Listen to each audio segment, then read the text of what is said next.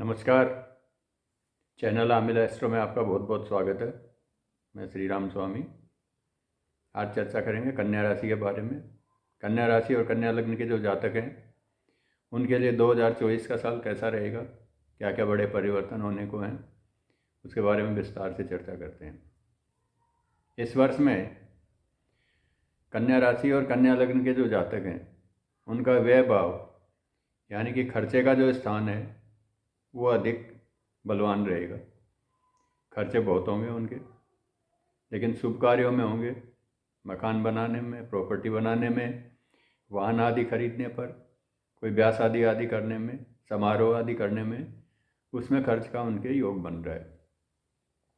फरवरी 2024 तक आपको थोड़ी मानसिक अस्थिरता रहेगी और मन में तरह तरह की आशंकाएं आपके मन में रहेंगी। कुल मिलाकर कहें तो थोड़ी सी नेगेटिविटी फरवरी तक आपके मन में हावी रहेगी। स्वास्थ्य में वायु विकार की प्रधानता थोड़ी सी रहेगी। कंधे में दर्द, सिर में दर्द, नर्वस सिस्टम, नसों में खिंचाव की समस्या, ये इस साल में थोड़ी सी प्रभावी रहेगी। बीच बीच में आपको थोड़ा सा परेशान करेगी। इस वर्ष में मित्रों के माध्यम से आपको लाभ होगा। मित्र की सलाह पर या किसी मित्र के साथ में कोई काम कर रहे हैं या ग्रुप बना करके आप कोई काम कर रहे हैं तो उस ग्रुप की अच्छी तरक्की का योग बन रहा है। मातृ पक्ष को थोड़ा सा कष्ट रहेगा, माता को थोड़ा सा शारीरिक पीड़ा रहेगी, उन्हें विशेष करके उनको थोड़ी दर्द की तकलीफ ज़्यादा रहेगी।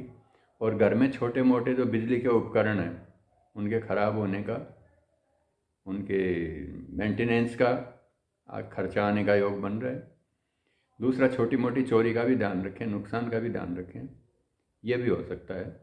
आपके आगे बढ़ने के रास्ते में थोड़ी थोड़ी बाधाएं आएंगी। निश्चित रूप से आप आगे बढ़ेंगे, लेकिन बीच बीच में थोड़ी थोड़ी बाधाएं आएंगी।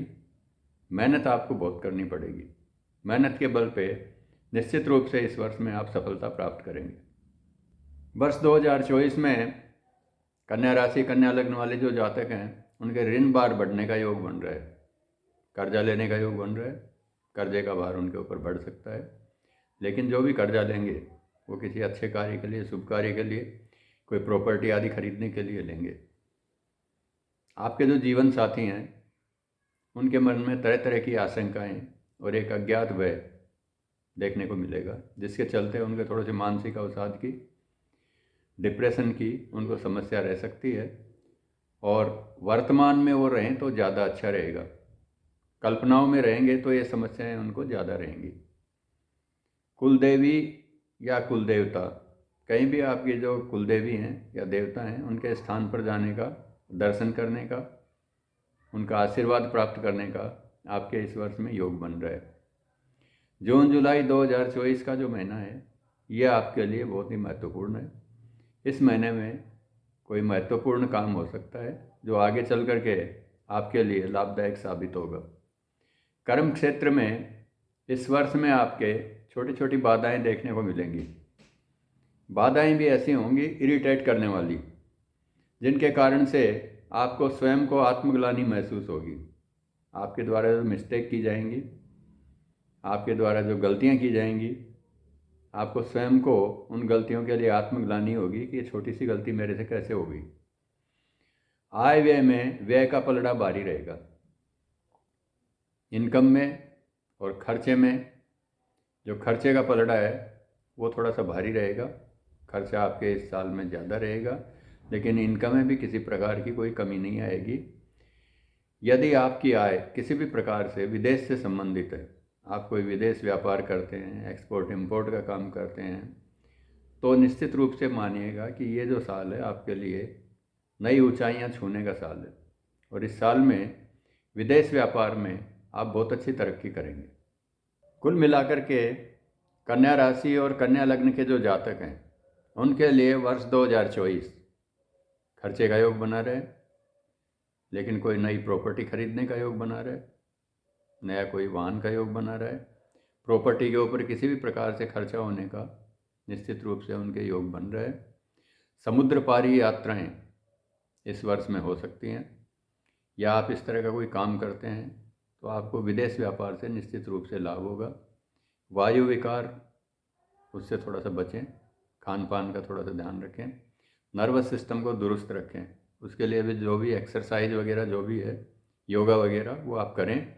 उससे आपका नर्वस सिस्टम दुरुस्त रहेगा, अन्यथा आपको कहीं ना कहीं मांसपेशियों में खिंचाव की या दर्द की समस्याएं झेलनी पड़ेंगी। संघर्ष और बाधाओं के साथ में आप आगे बढ़ेंगे। ये मान के चलिएगा कि बिना संघर्ष के आप इस साल में आगे नहीं बढ़ेंगे, इसलिए आपको थोड़ा सा स्ट्रगल करना पड़ेगा। बीच बीच में बाधाएं भी आएंगी, लेकिन बाधाओं के ऊपर आप निश्चित रूप से पार पाएंगे। गणपति की पूजा करें और आपकी देवी की पूजा करें, कुल देवी की पूजा करें। शास्त्रों में कहा गया है कि कलो काली विनायक है। कलयुग में देवी की पूजा और विनायक गणपति की पूजा ये ज़्यादा प्रभावी है और सद्य फल देने वाली है, जल्दी फल देने वाली है।